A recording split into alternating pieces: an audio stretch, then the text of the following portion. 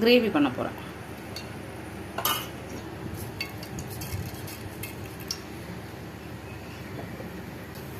அடுத்தது இதில் பட்டை, லவங்கம், ஒரு பட்டை, 2 லவங்கப்பூவு, ஒரு அன்னாச்சி பூவு, ஒரு பிரிஞ்சி இலை இதெல்லாம் போட்டு நல்லா ஃப்ரை ஆகுது. ஃப்ரை ஆனோடனே வெங்காயம் சும்மா ஒரு 2 வெங்காயம் போட்டுட்டு நல்லா வதக்கணும்.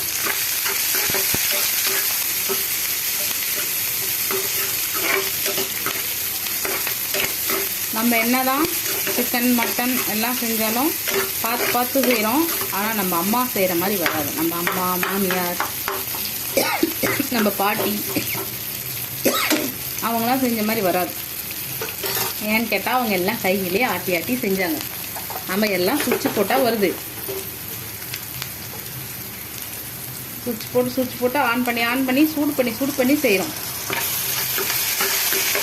இஞ்சி பூண்டு பேஸ்ட்டு போட்டிருக்கேன். அதை கொஞ்சம் நல்லா ஸ்மெல் போட்டோம். எங்கள் வீட்டுக்கார வீடியோவை பார்த்துட்டு என்னென்னமோ சிக்கன் செய்ய சொல்லி போய் படுத்துட்டாரு. ஆனால் அவருக்கு தெரியாது எனக்கு தெரிஞ்ச சிக்கனை தான் நான் செய்வேன்னு. எனக்கு என்ன தோணுதோ அந்த மாதிரி தான் செய்ய முடியும். எனக்கு தெரிஞ்சது தான் செய்ய முடியும். ஃபஸ்ட்டு அதை பண்ணு இதை பண்ணுன்ட்டு போயிட்டார்.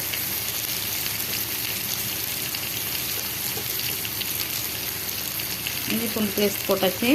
அப்புறம் தக்காளி ஒரு தக்காளி, நல்லா கொஞ்சம் பெரிய தக்காளியாக.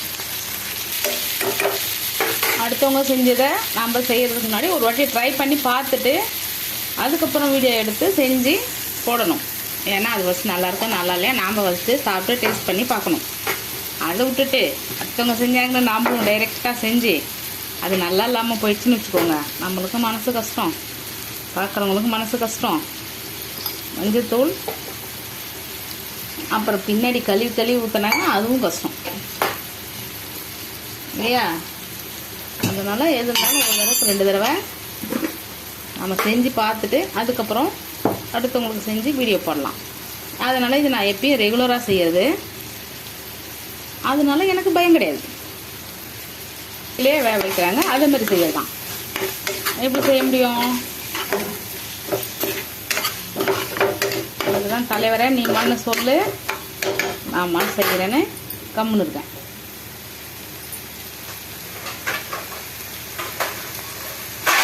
உப்பு மஞ்சத்தூள் போட்டிருக்கேன். கொஞ்ச நேரம் மூடி வச்சாலே இது கொஞ்சம் தக்காளி நல்லா சிக்கன் வெங்காயம் தக்காளி வதங்கிடுச்சு. அது கூட சிக்கனை போட்டு வதக்குறேன்.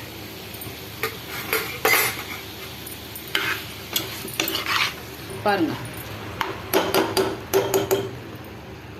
எப்படி செய்கிறேன் என்னன்னு. மோமோஸ்லாம் ஈஸி தான், பார்க்க தான் கஷ்டமாக இருக்குமா இருக்கும். அதெல்லாம் ஈஸி தான், நீங்கள் செஞ்சு பாருங்கள்.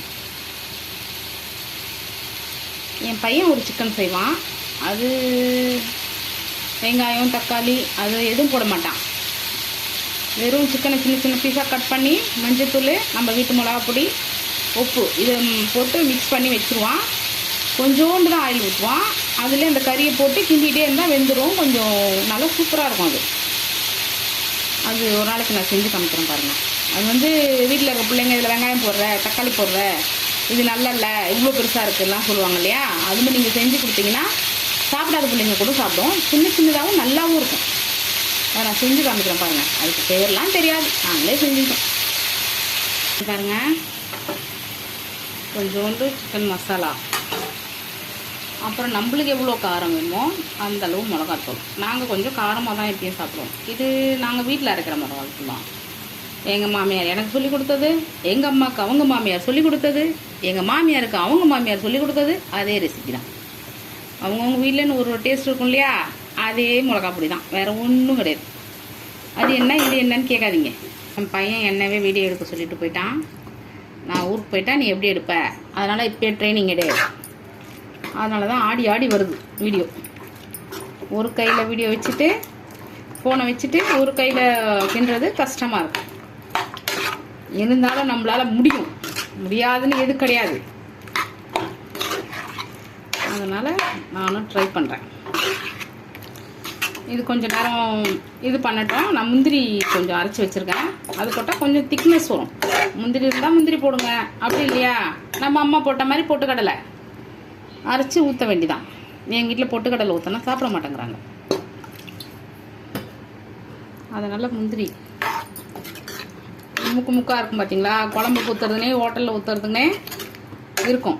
அதே நாங்களும் வாங்கி வச்சுருக்கோம். கடையில் கேட்டால் தருவாங்க. குழம்புக்கு ஊற்றுறதுக்கு முந்திரி பருப்பு இல்லைங்க, அதுக்கோசரம் பெருசு பெருசாக வாங்கி அவங்கவுங்க சாப்பிடவே காசு இல்லை, இதில் முந்திரி பருப்பு ஊற்றுறீங்களான்னு கேட்பீங்க.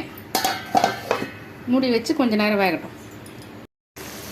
ஒரு 5 நிமிஷத்துலேயே எப்படி ஆயிடுச்சு பாருங்கள். இப்போ பாருங்கள், இதில் வேறு ஒன்றும் இல்லை, முந்திரி பருப்பு தான் தண்ணி ஊற்றி அரைச்சி வச்சுருக்கேன். நம்ம கிட்ட பூசணி பருப்பு அதெல்லாம் இருந்தால் கூட ஊற்றலாம், அதெல்லாம் கூட நல்லாயிருக்கும். எங்கள் வீட்டில் எனக்கு இல்லை பூசணி பருப்பு. அப்படி இல்லை எங்ககிட்ட இதெல்லாம் இல்லைன்னா வெறும் தேங்காய் கொஞ்சோண்டு பொட்டுக்கடலை அதெல்லாம் ஊற்றினாலே போதும், நல்லா தான் இருக்கும். அதெல்லாம் ஊற்றாமல் கூட வைக்கலாம். வெறும் வெங்காயம் தக்காளி போட்டு வதக்கி வச்சாலே நல்லாயிருக்கும். சிக்கன் ரெடி ஆயிடுச்சு. கொத்தமல்லி தழை போட்டு அவ்வளோதான், ஆஃப் பண்ணிட்டா ரெடி.